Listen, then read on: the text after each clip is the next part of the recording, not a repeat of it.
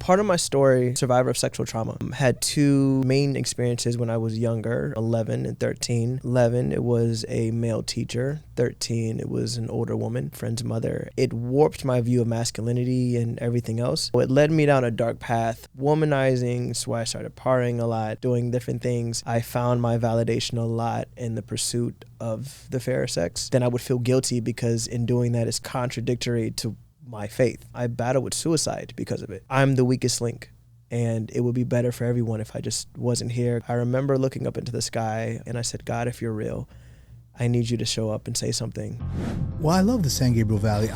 Welcome to the My SGV podcast. So I grew up here and I still live in Alhambra. I was raised in between Temple City and Alhambra. Eventually resided in South San Gabriel. Our mission is to capture and share the stories of the people of the San Gabriel Valley. Monterey Park has pretty much been my whole life. Well, I'm proud to say that I was born and raised in the San Gabriel Valley. We believe our diversity is what makes the SGV great. And no matter where you are from, in the San Gabriel Valley, you will feel welcome.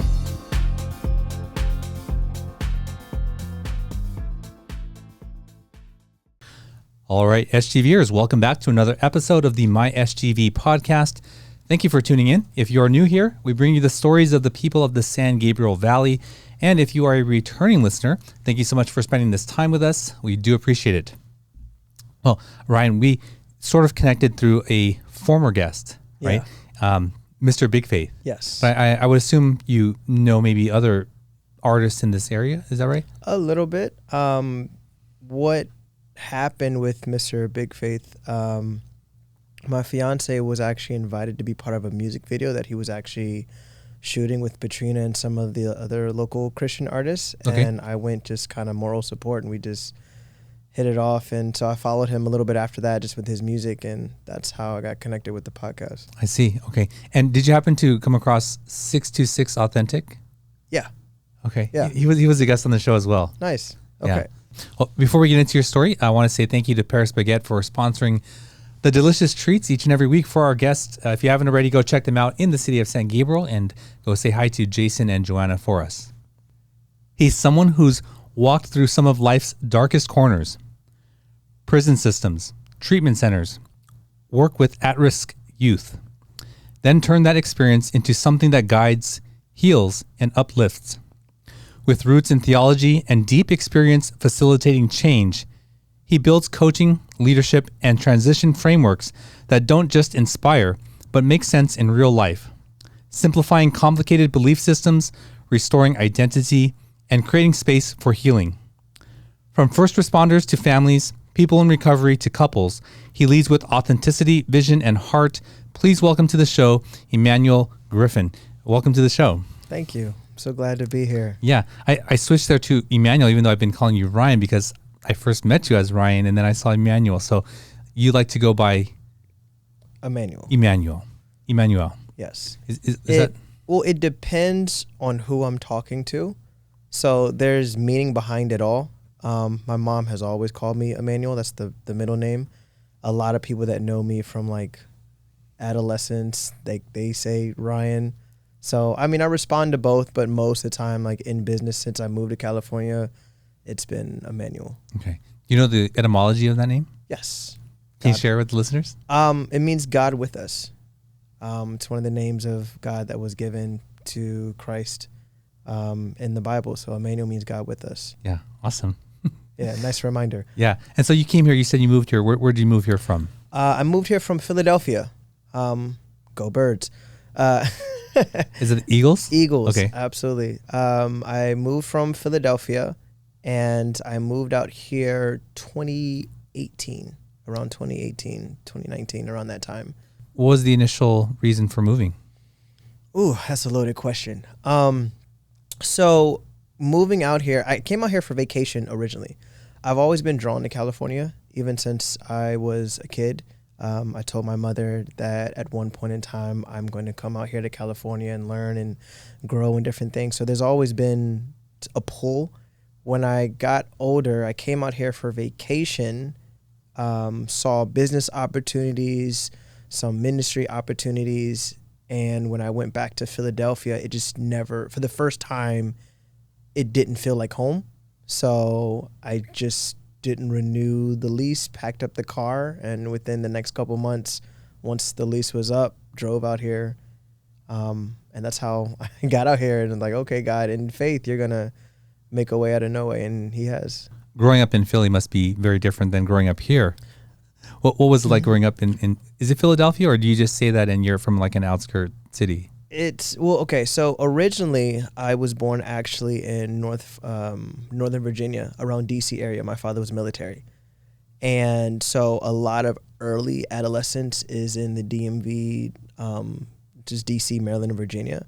Once I got a little bit older, I moved to Philadelphia. And the reason why I claim Philadelphia as home is because that's where I actually came into being. My personality, my ideology, fashion, everything about who you're looking at today was formed there. So that's why Philadelphia is always home for me.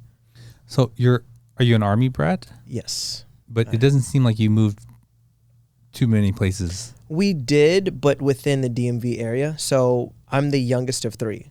So my older siblings moved down a lot more than I did, but we still moved. So my sister was born in Georgia. My brother was born in Germany. And then I was born, like I said, Northern Virginia, DMV area. So he did a lot of things, but by the time I was born, it was near the end, closer to the end of his career. I mean, we still went through a lot of the Army things, drill sergeant, all those wonderful things that come with that. But he was transitioning out. So he left the Army and then he stepped into ministry and he became a pastor. And at that time, my mom became a prison guard. So it's a fun combination. You said drill sergeant. Is that what your dad was? He, at one point in time, he went through we call it a drill sergeant phase. Oh. Which was interesting. Ah. With discipline and things of that nature. Oh, interesting.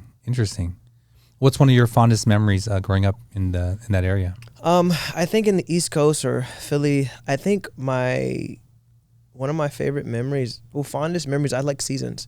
Fall is my favorite season. So just the changing of the leaves is one. And honestly, one core memory that I do remember is my mom was very adamant about us watching like Christmas shows together. But the Christmas shows we were watching, like the old school ones where they're like clay, like the little drummer boy and, like those kind of things. And so anyone who knows me knows that it's not a holiday for me until I watch like 3 of these clay shows. It's like the drummer boy, Rudolph the Red-Nosed Reindeer, and Santa Claus is Coming to Town. Like any of those, like it's not the holidays unless I watch those. That's my transition into the holiday season. But it stems from just those kind of shows growing up. Yeah. Well, movies are so powerful to remind you of like, those times, huh? Yeah, absolutely. and so can you go back? Well, you said the drill sergeant. So what was that like at that time? Oh, man. So I don't, have you ever been in the military? Were you in the military at all? I was, yes. Okay. So I don't know if you remember, but they'll in the military, you guys have to make your beds a certain way, to where my father called it the coin test, to where you should be able to drop like a coin and it should bounce because your sheets are too tight. Yeah. So he would have me and my brother have to make our beds that way. And so you can do hospital corners. Pretty much, and if it didn't, then all the sheets are coming off and you're doing it again. My mom, they met in the military actually. So my mom was military too. So she would come around the house with the white glove. That was like literally? Literally, like a white glove. And if it wasn't up to her standards, you're not going outside. You're not going anywhere. She had some, colorful ways of discipline. So same thing, like if the room wasn't up to their standards, then everything is coming off. The bed sheets, picture frames, dresser, everything, it's in the middle of the room. And you're not allowed to leave the room until everything is cleaned up to their standards. It translated over, like I said, when she became a prison guard, so very strict and disciplined there. My father became a pastor, so even in the way I grew up in Christianity was more militant. We're in the army of the Lord, those kind of things. So it seeped into every aspect of our life. good and bad. I see a lot of benefits. I do see a lot of how things can be different now, but you know, they did the best with what they had and what they knew. So I am grateful. Well, that sounds tough. Yeah, it was interesting for sure. Do you know what the boot blousers are? Blue Plaza. I'm sorry, boot blousers. They're like these little green elastic things with like hooks on the end. Oh yeah. And you put them around your ankle so you can. Yeah.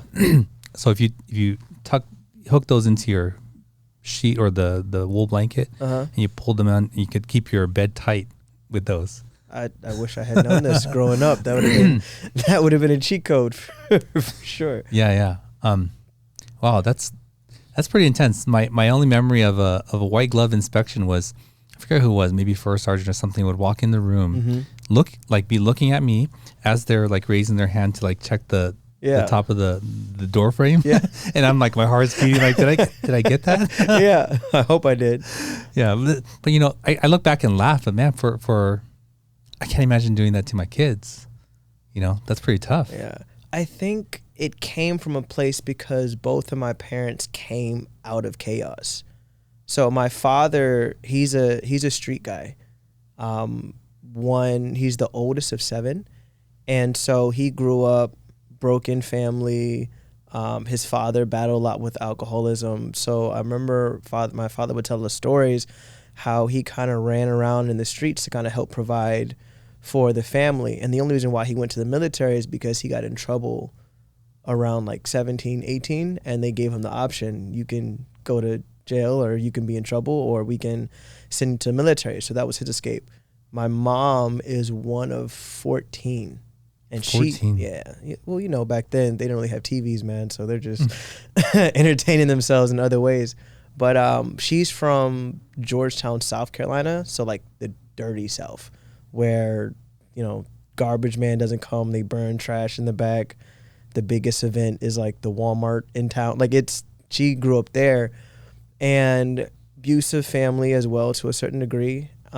She has a lot of trauma and there's a lot of issues going on there. And so my mom saw the military as an escape. So I think when you have people that come out of chaos like that, they go into the military and it gave them a sense of purpose, identity, structure. The only thing you can do is, well, this is amazing. Let me go and like implement that into like a kid's. So I think that's the mindset. Like I see that now as I'm older, as like I'm an adult. As a kid, you don't see that at all. But as I'm older, I try to understand like, well, what was their thought process of why they thought that this was the best way? And, you know, I can see how they got there. Sounds like you have spent some time thinking about it. Yeah. And reflecting on that. Yeah, absolutely. Me and my siblings, we've had a lot of conversations now, because one thing that we've talked about as sibling is how can we take the good that our parents did and add that, but what were things that we would like to like leave behind, you know? But I think that's the purpose of every generation. You're supposed to build on the foundation that your predecessors gave you. So that's just a lot of self-reflecting, a lot of prayer, a lot of conversations, things of that nature. Did your dad go into ministry while you were still in Philadelphia? Yeah, well, before, actually. He got out the military, and he was in ministry probably around the time I hit middle school, closer to like middle school. He stepped into that role, and that was we grew up Christian. They've always been big believers in the faith, but I think stepping actually into ministry added a different dynamic, because there's a lot more pressures now involved, and you're now an example for like the other kids and other things of that nature. So I remember, you know, saying such as like, live up to the last name I gave you type thing. I remember parents coming to my parents asking if their kids could hang out with me so that they could learn how to be like good kids or do good in school. But I'm in middle school, man. I just want to play with action figures and Dragon Ball Z at that point in time. So there is a lot of pressure. I think in our household, the way that they did it, I don't think they did it intentionally at times, but there was a lot of pitting me and my siblings against each other to a certain degree. Not so much my older sister, she was different, but there was a lot of things between like me and my brother. My brother's older, He's super smart. We're very different. He is definitely analytical. He does the math. He does the sciences. I was more about history and literature and philosophy. And so I did very well in school, but my brother was always just a step up above. And so I would hear things like, well, your brother is doing this, your brother's doing that. You know what I mean? You never said that I wasn't good enough, but the way that it was translated was like, well, I'm never measuring up to what I think is your definition of a perfect son at that time. So there's a big disconnect there. Me and my brother, like, we're great now, and we've talked, but growing up there was some conflict necessarily there. Like, he's the older brother, he's a bully. I love him, but you know, I guess that's bragging rights as the older sibling, get to beat up the little ones. And then my need for validation based because of experiences that I've been through, I think caused some of that friction in the household. How much older is he? He's 10 years older than I am. Oh. Yeah. 10 years. Well, that's one thing to compete with someone who's 2, 3, 4 years older, but 10 years, that's, you know, he had a whole lifetime of experience over you. You know, it's funny because that makes sense, and you will say that, but in our household, living up to the Griffin name, you know what I mean? Or, you know, it's almost like a mixture of philosophies, right? So you have the scripture that says you can do all things through Christ who strengthens you, right? And yes, in context, that makes sense. But if you just say that, and as a kid growing up, and this is all you're hearing, and then you're also hearing, well, I need to live up to the name, or why can't you be like your brother, or why is your brother not like, you know, why aren't you like that? It's, well, if I pray, if I do that, I should be able to be on that same level. And I think it was just a lack of understanding and mistranslation that also added to some of the divide that we necessarily had. Also because my parents, they weren't really emotionally available. Like, my parents built me to survive, for sure, but they never really took the time to process the emotional side that comes along with that. But I think that's just because that's something neither one of them grew up with. So I think that's the combination that led to a lot of that. Are you aware that you do a great job providing reasons for their behavior? No, absolutely. Absolutely. You got to defend them. You got to defend the parents. I think I already went through my phase of blaming. I went through my phase of it's your fault, and I went through the whole victim thing, to where now I'm in a phase of acceptance, where I'll call you out and say, hey, here's something I agree with, here's things I don't agree with. But I think specifically as a believer, we're called to have empathy, still accountability. And even today, me and my parents, if we kind of get into a little disagreement, they'll know, like, hey, that's not okay, that's not right, that's not what the Bible says, and, you know, I have no problem doing that.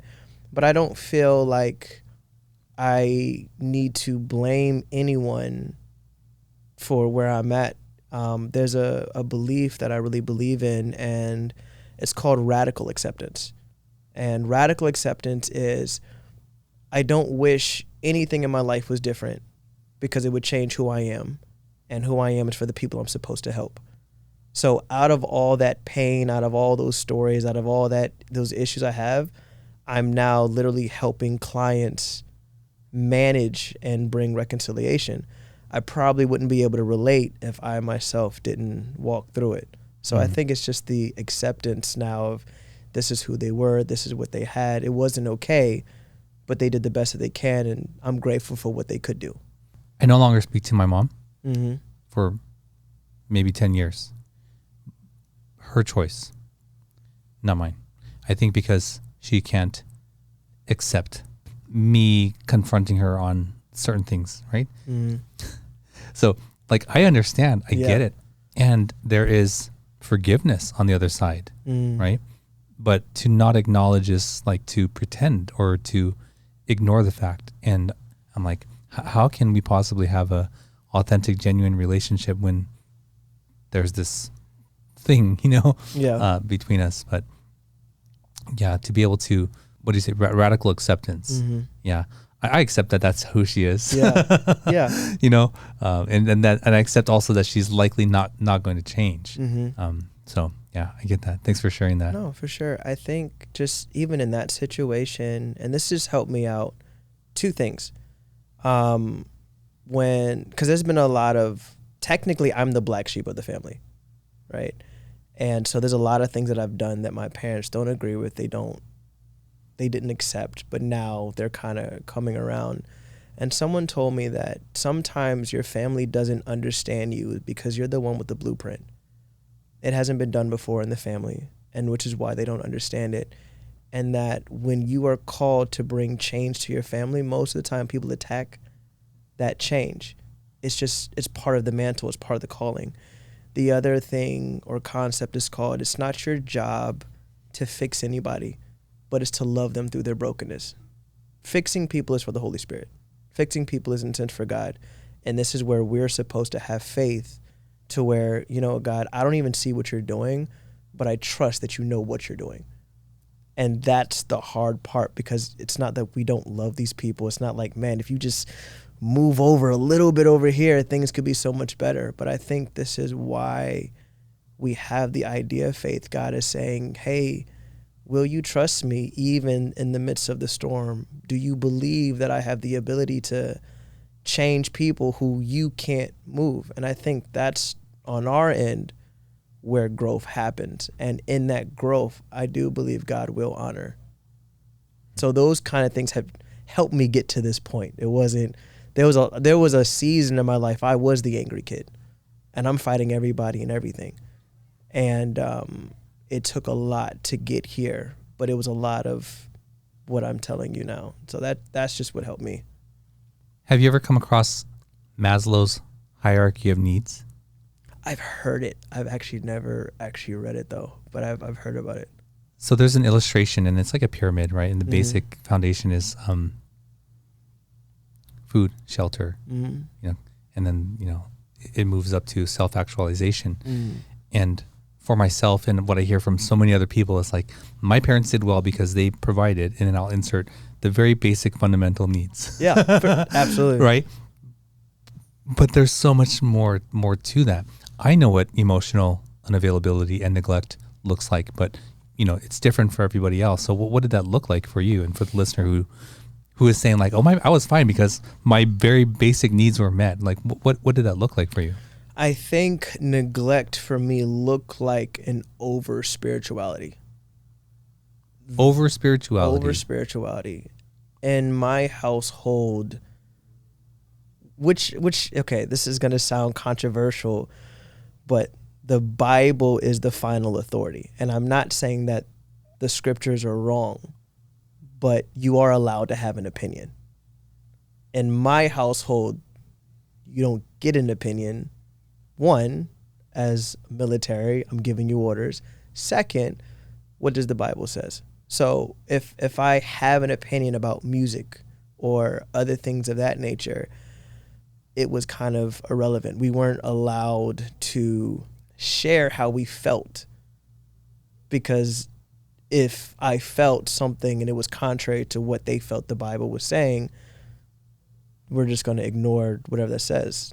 And I think that's what happened. So I remember if I sit there and I would ask my parents for their opinion about something, their response is a scripture, which is nice, but I want to know your life experience. I want to know how you feel about something. And so it would lead to a lot of frustration just in our conversations, and they were very critical. Well, let's say this. Instead of critical, let's say that they struggled a lot with the idea of religion. So there's a difference between religion and spirituality, right? Sure. So like religion is man-made. Religion is man's interpretation of a spiritual practice. Spirituality is a relationship you develop with the higher power. When you come out of some of these older churches and systems like that, you find yourself battling that religious concept versus the relational aspect of God. And I think I was more interested in the relational aspect, while I felt they were more at times legalistic and more on the religious side growing up. And I think that's where the conflict began to actually happen. We would have arguments about friends that I have, right? And their thing was, well, they smoke and they drink, so you shouldn't associate with them.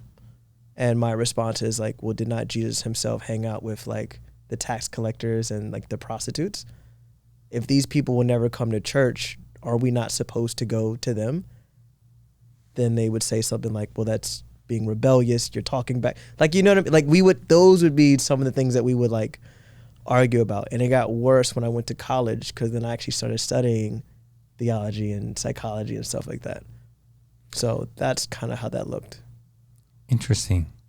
Did you ever question your faith? Always. I think my issue is my mind. I'm such a curious person.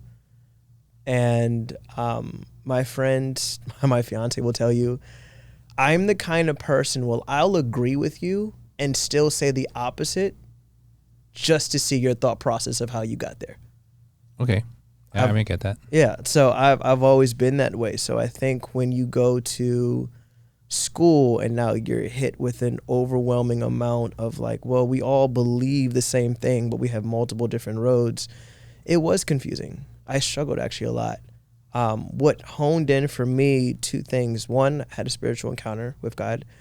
And the second thing was I just studied the life of Christ. I didn't study anything else for a while. Because I'm like, listen, I know what they're all saying, but if I do believe in Jesus, what did Jesus say? And let me just start off that and then see if it lines up to what he says versus all these other books or interpretations. And I think that combination between those two things gave me a solid foundation for where I'm at today. You had a spiritual encounter? Yeah. So part of my story is a survivor of sexual trauma. Had two main experiences when I was younger, 11 and 13.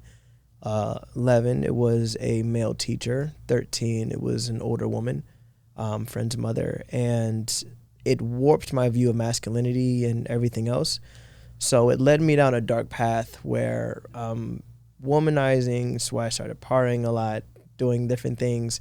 I found my validation a lot in the pursuit of the fairer sex. And then I would feel guilty because in doing that is contradictory to my faith, right? Which is about trying to be pure or things of that nature. So that duality, and I didn't feel like in the environment home that I had that I could actually say anything, because I feel that I'm hearing about just strength and you got to be strong. And so what that was is I battled with suicide because of it. I would do things. It got really bad like in college, and I battled suicide because I'm like, man, like I'm the weakest link, and it would be better for everyone if I just wasn't here, because I'm not going to stop. I've tried everything I can. And before I did anything rash, I remember looking up into the sky after a party, and I said, God, if you're real, I need you to show up and say something. And he responded. I thought it was because I was drunk at the time, but no, it was actually him. But he said, it's in your name. And so I did a word study on my name. So my first name is Ryan. Again, I don't normally go by Ryan because when I moved out here, I wanted to signify I'm doing something different with my life. So I would go by my middle name. But Ryan means king, young ruler, royalty, prince. Emanuel, God with us. And my last name is Griffin, which is the king of mythological animals, the one that can fight a dragon on a regular basis and win. So when I put it together, I'm a king, I'm royalty who God is with, capable of slaying any dragon before me. That was the foundation. And I believe a lot in the power of words and frequencies, and that's why I did the study. When every time someone says my name, what are you actually calling me? And that didn't change everything, but that was definitely the foundation of when I began to understand that I can invest in myself. So those two things built the foundation to allow me to keep going so that I can get here today. Well, thanks for sharing that. Yeah, no problem. At 11 with this teacher, did your parents know? Did you go to your parents? No, not at all. How did you process that? I was basically groomed. What happened when I was young. I was basically groomed. So what happened was the teacher, it started off, how to say this. So my father was involved in ministry, but he wasn't home. So we're around each other, but he's really busy with the church. My mom is working at the prison, so she's doing crazy shifts and things of that nature. And that lack of, I want to spend time with my father or whatever case. My brother's 10 years older, so at this point in time, he's like going off towards college. I'm kind of left on to my own devices. And so this teacher started off with being like a big brother father figure. He would joke around with the boys in the class, and all of a sudden we're wrestling and things of that nature. He's giving us jobs to do around the classroom. So man, I feel like I'm useful. I'm helping out. Everything that every boy wants. And then it started off with like the wrestling. Me and a bunch of other boys were trying to hop on him, and he's like throwing us off, and it's fun, it's exciting. Then it started off to, hey, why don't you help me teach? And now all of a sudden he's like, we're sitting in his lap while he's teaching and things of that nature. Oh, this is the teacher's helper and different things. To, hey, I know you guys are going to go to recess and things of that nature, or you're going to go outside, but do you mind staying back and helping with some things? Yeah, sure. To now we're going to the bathroom together. Like it as an adult you see it, but as a kid you just kind of you're naive to it. Long story short, with that, obviously things happened, the whole molestation and penetration and things of that nature. And I just felt dirty. I felt unclean. And I didn't understand why. And sorry. I mean, he betrayed your trust. Yeah.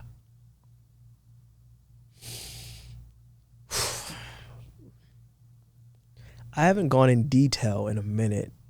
Sorry, I apologize. Oh, no need to apologize. There's tissue right there if you'd like. Thank you. Appreciate it. Yeah, I felt dirty afterwards. I felt unclean. And then I met a girl, and she began to show interest in me. And from that experience, she was super toxic as well, but I didn't see it. But she was the first woman to kind of validate me after that experience.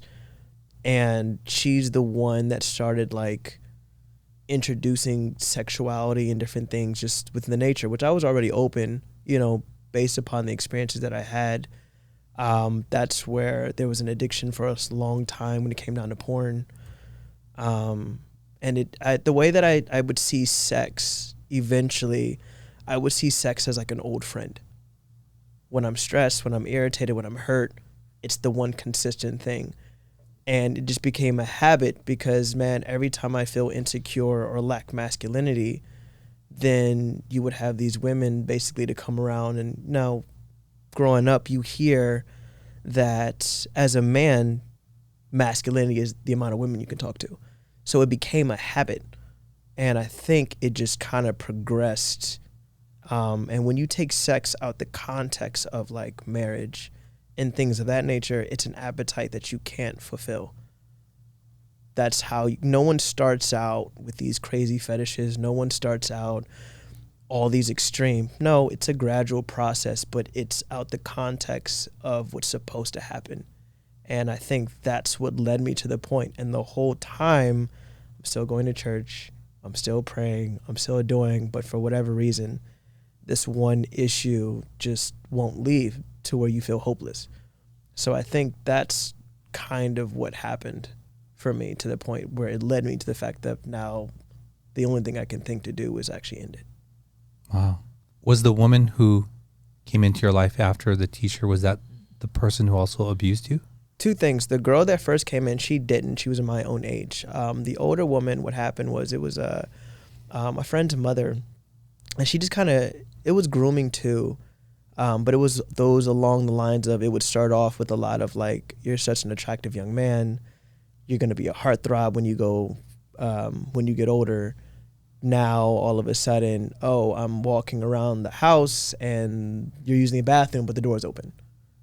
You're changing and the door is open. See what I mean? And so it progressed to where, as a kid now, I'm full-blown sexually active, watching porn, doing these kind of things of that nature.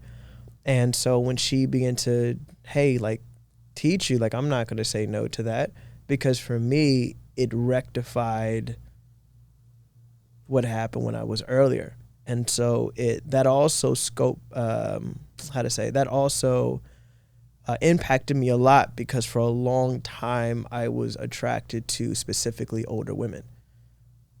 But it's one of those things too that these early experiences really shaped the narrative for my definition of what love or actually was. And it wasn't until I got older that God really began to deal with it. And he actually used my fiance.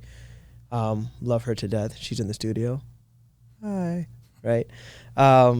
She's a firecracker, and she just doesn't take any bull.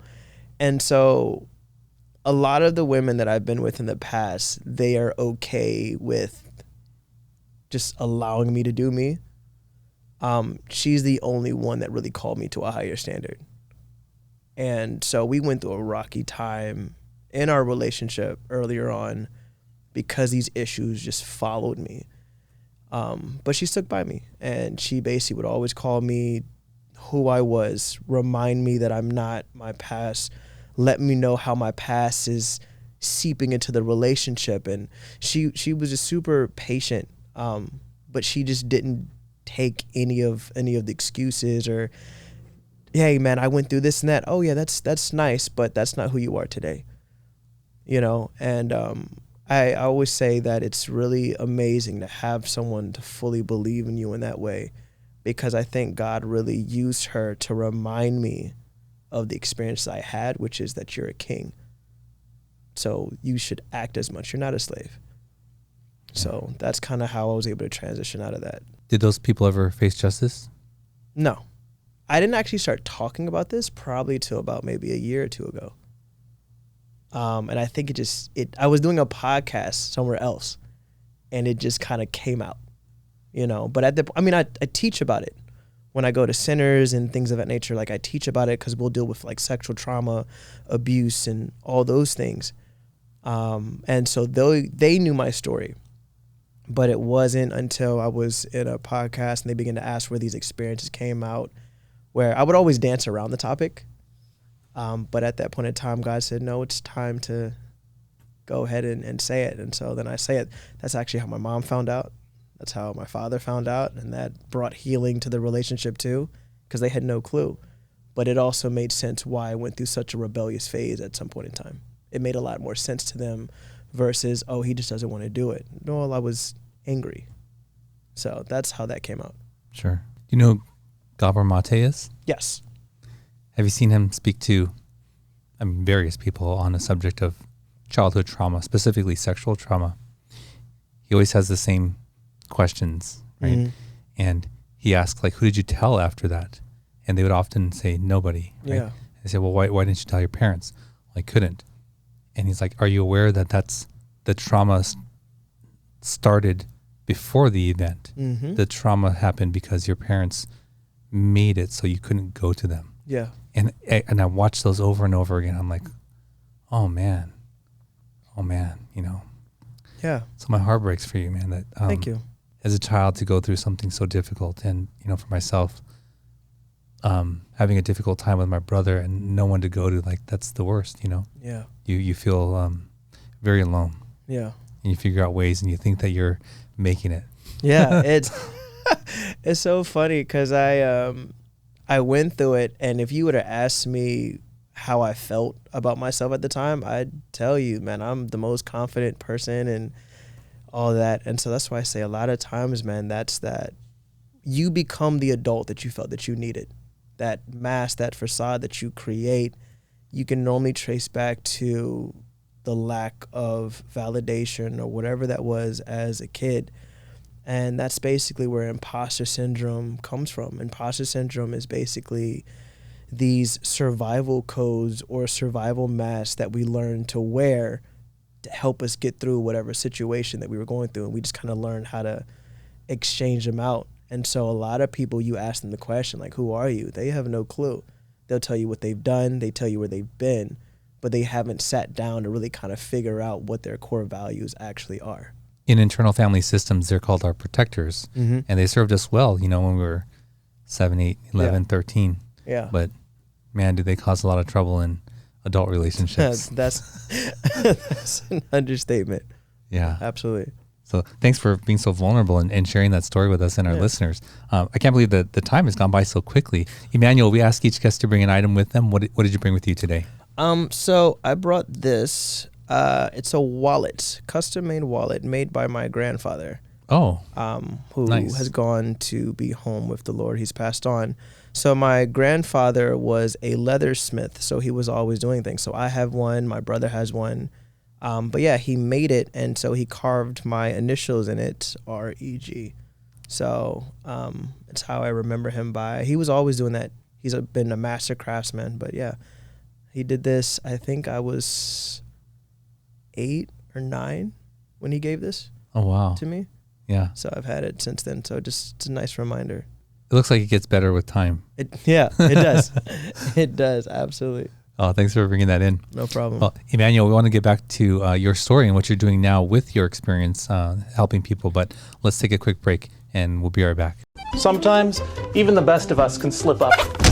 That's why the law offices of Scott Wormuth are here to pick you back up again. And while they strive to get you the biggest compensation possible, oh my gosh! Their main concern is your health and recovery. They work closely with doctors and insurance companies to make sure you get the proper medical treatment. Initial consultations are free, so give them a call. At the law offices of Scott Wormuth, we're with you all the way.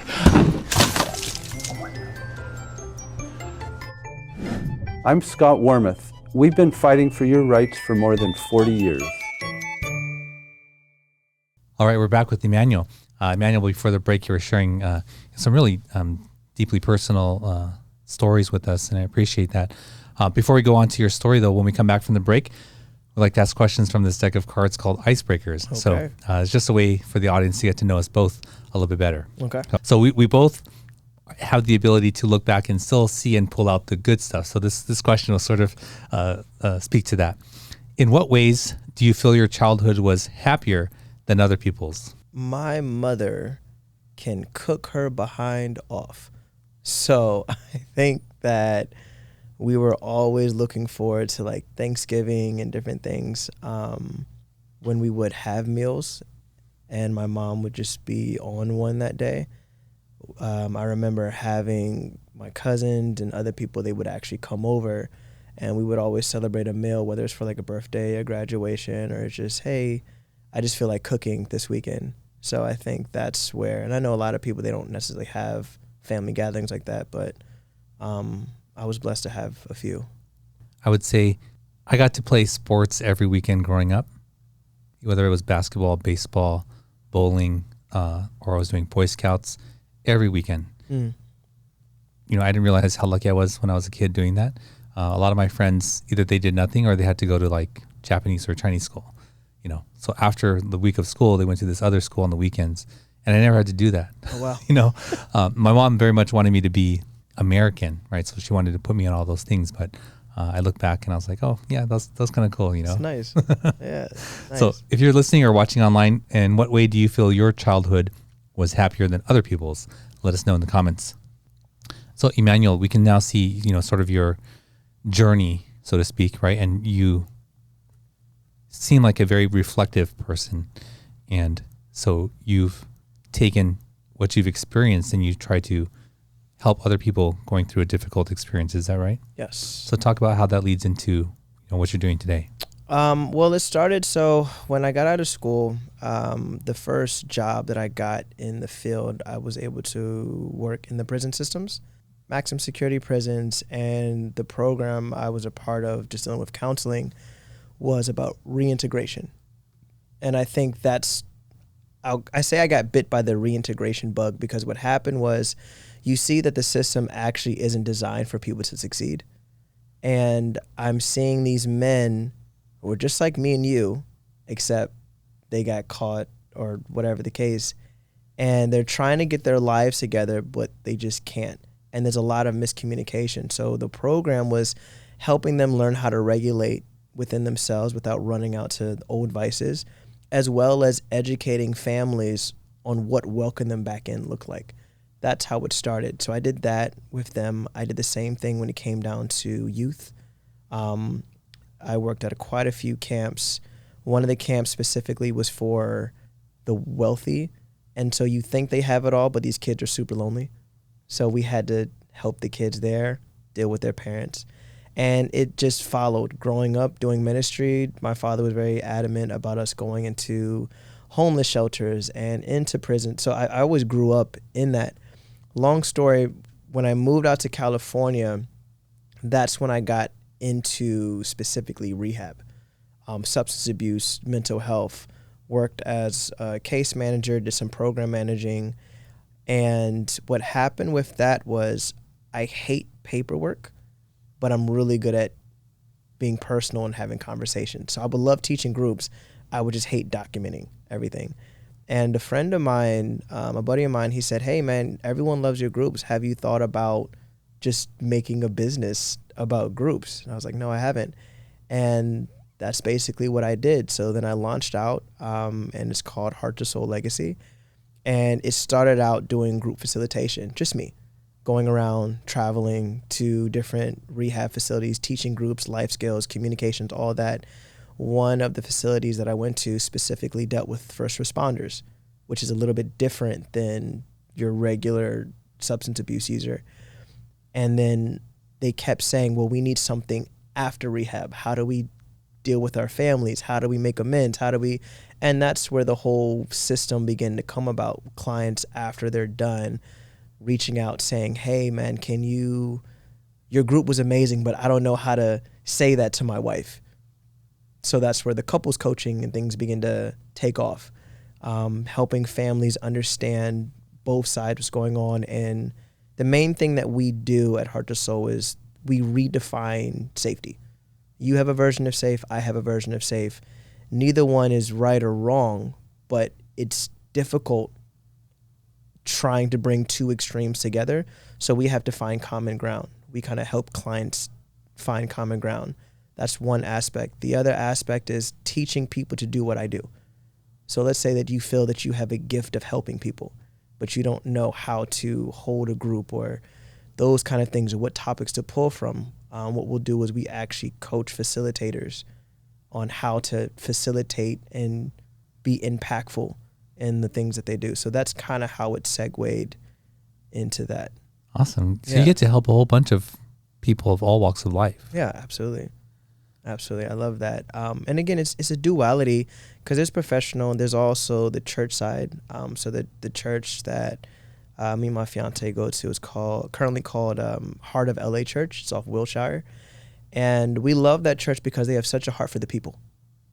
They're really big into community outreach, community service, and things of that nature. So we try to just align ourselves with people that are trying to help, and you'll find out the more you do that, the more people that you can help. I think it's foolish to try to think that you can do it all on your own. Christ himself had disciples, so I think we just try to model that in our everyday to day lives with whoever we can. Yeah, that's awesome. Every time I hear the word disciple spoken in the context of Christ, the word is used so differently today. Mm-hmm. And to discipline means something different. Mm-hmm. Yeah.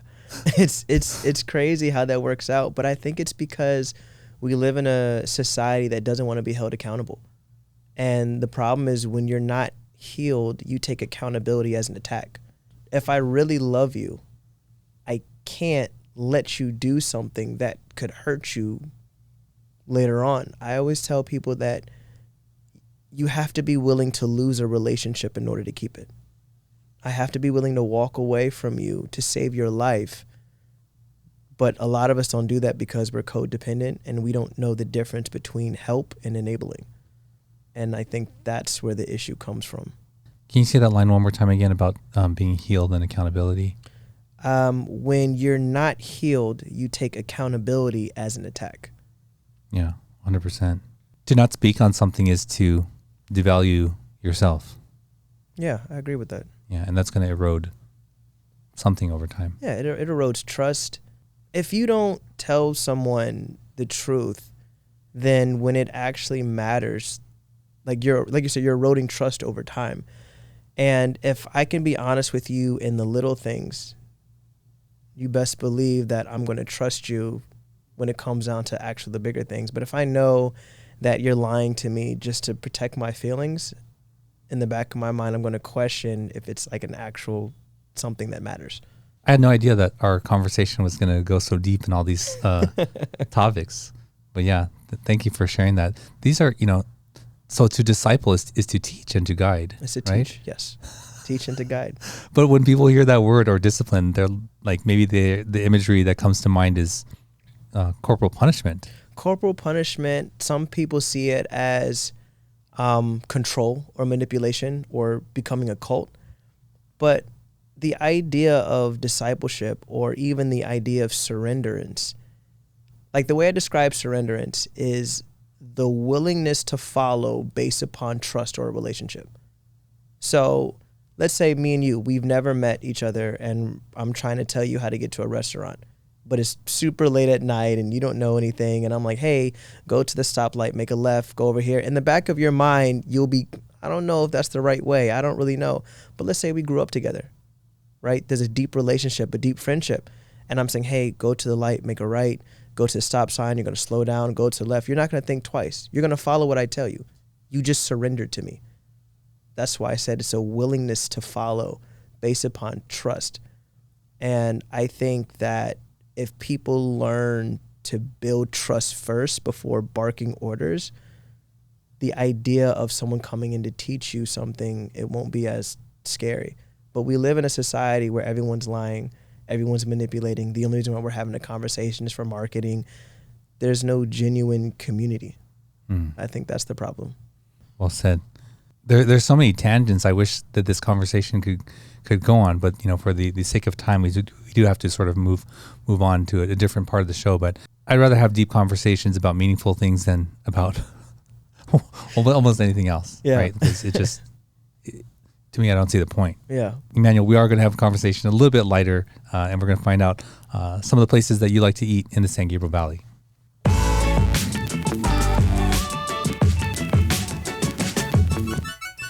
So a lot lighter than what we've been discussing, but come up for air. Yeah. So Emanuel, what are your 3 favorite places to eat in the San Gabriel Valley? I would say Happy Ace Pot. I like hot pots. I actually never had one until I moved out to California, and my fiance took me, and I'm like, what is this magicness, So I like that. Where is that located? Is that on Valley? Oh, okay. It's like an all-you-can-eat hot pot. Mm-hmm. That's all you can eat. The other one is Blossom Market Hall. Whatever your flavor is, you can find it. We like that place because our palates are different. So what I'm into most of the time, she's not into. So it's one of those things where we can still enjoy a meal together and everyone gets there. And then the last place she actually introduced me to, it's called Salsa Mole y Mas. Is that I say right? Did I say Salsa Mole and y Mas. Mole y Mas. Yeah, there you go. Yeah, I'm working on my Spanish, guys. Okay. I'm working on it. So again, coming from the East Coast, my definition of like Mexican food was Taco Bell. And big difference here. Big difference. And back there's a lot of Puerto Ricans, Cubans, Dominicans. And so once I came out here, she was like, I'm going to show you what actual Mexican food looks like. So I like those are some of the places that we like to hang out at. Okay, awesome. And do you like sushi? I do like sushi. Do you like Korean barbecue? I do like Korean barbecue. Oh, okay. What do you guys disagree on then? Well, okay. We like the same food, but the time in which we might want it. So if I want sushi and she wants, I don't know, chicken fingers. So the conversation of like, where do you want to eat is like horrible for you guys. Yeah, we actually put on like the Eye of the Tiger fight song before we have this conversation. She comes out the room with her bandana and, we're just, it's, we build up to it though. One of the things that we've done is actually we'll just alternate. We just found out that worked out better rather than trying to decide right now. It's okay, I picked the place this time, you pick the place next time. And that's kind of how we've compromised on that. But yeah. Awesome. Thanks for sharing those. I have one more question before we wrap this up. When you asked God or you heard God say to you, it's in your name, was it audible? Did you hear it? Like, how did you receive that?